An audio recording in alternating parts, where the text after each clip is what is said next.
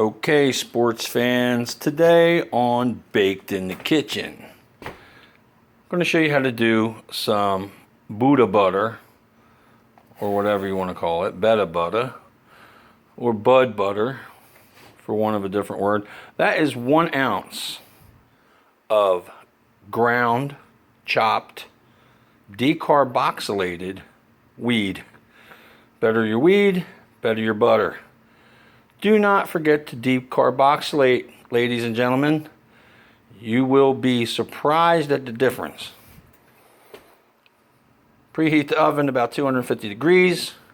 Chop your stuff up. It doesn't have to be real fine. I wouldn't use a coffee grinder because it generates a lot of heat and that can generate problems.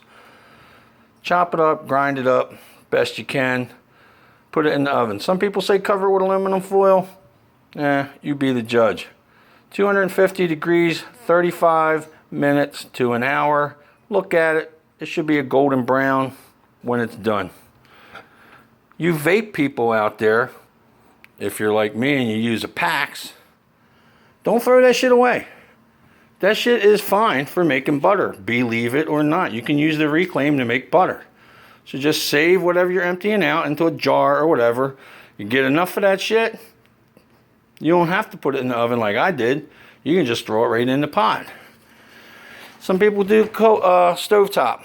I prefer the crock pot because I'm lazy and it's easy.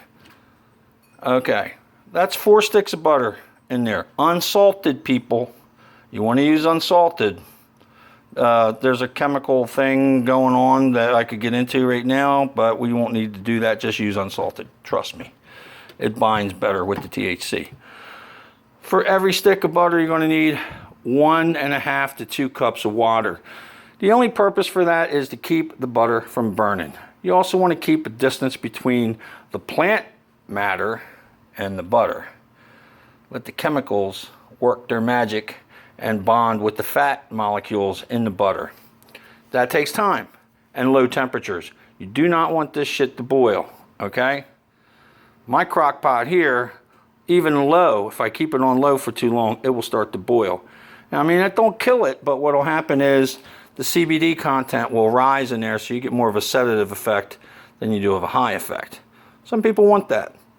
I prefer a clean balance of both.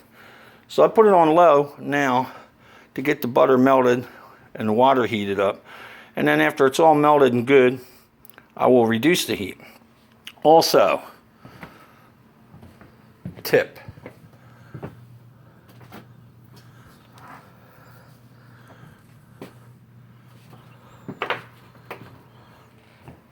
This stuff here is awesome. What this does is it helps the butter and the THC blend together. It's an emulsifier. They find it in 100 products every day. As you can see, this is soy-free and non-GMO, so it's all natural.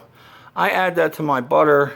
It helps everything flow and mix together and stick together, and it comes out really nice. You'll like it, trust me. And also, little extra fun tidbit. It helps to accelerate the process. Normally, edibles, or like I like to call them medibles, take anywhere between 1 to 2 hours to take effect. You add this lecithin, I always say that wrong, lecithin, I believe. When you add that, 1 tablespoon per stick of butter. If you add that, it'll cut the time almost in half as far as reaction time, and it also cuts the duration. Normally edibles can last anywhere between 8 and 12 hours, possibly longer depending on the potency. This shortens the onset of the effect, but it also intensifies the effect slightly, but it cuts the duration. So you feel it quicker, you feel more of it sooner, but it's also gone faster. So kind of a trade-off, whatever you want to do. Still, I think you'd be happy with the results.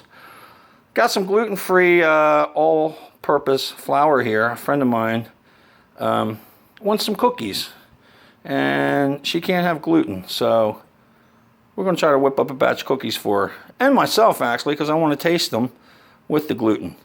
So what we're going to do right now, we're going to melt this down Then we're going to add 3 tablespoons of that lithosin, or whatever, that shit. Anyway, the binding agent. Then we're going to throw the wheat in. We're going to mix it. We're going to close it. We're going to turn it on warm.